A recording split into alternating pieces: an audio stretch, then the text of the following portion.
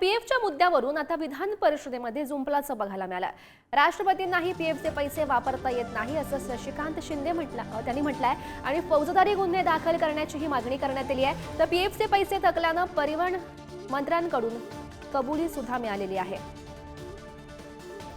Provident फंडाचा पैसा हा राष्ट्रपतींना सुद्धा वापरता येत नाही अशा प्रकारचा नियम आहे।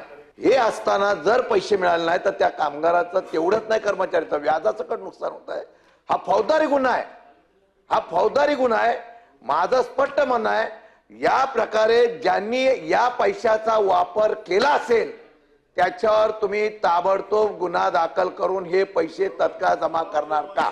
हे जे पीएफ जे आहे प्रॉव्हिडंट फंड आहे किंवा ग्रॅच्युटी आहे हे देण्याची जबाबदारी प्रिन्सिपल एम्प्लॉयर म्हणून हे राज्य शासनाची आहे। एखाद्या कंपनीने हे जर पैसे भरले नसतात तर त्यांच्यावर फौजदारी गुन्हे दाखल होतात आणि मग या संदर्भात ज्या अधिकारी कर्मचाऱ्यांनी याच्यात चूक केल्या त्यांच्यावर फौजदारी गुन्हा करणार काय?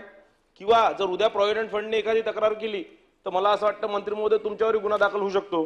तर या संदर्भात आपण काही उपाययोजना करणार काय? हे मान्य केलंय की भविष्य निर्वाह निधीची रक्कम जी बँकेमध्ये भरावी लागते ती रक्कम भरली नाही, कारण काही काळापूर्वी कर्मचाऱ्यांचा संप झाला होता। कालच दादांनी 10 तारखेला जो अर्थसंकल्प जाहीर केलेला आहे त्या अर्थसंकल्पामध्ये आम्हाला भरघोस निधीची घोषणा त्यांनी केलेली आहे।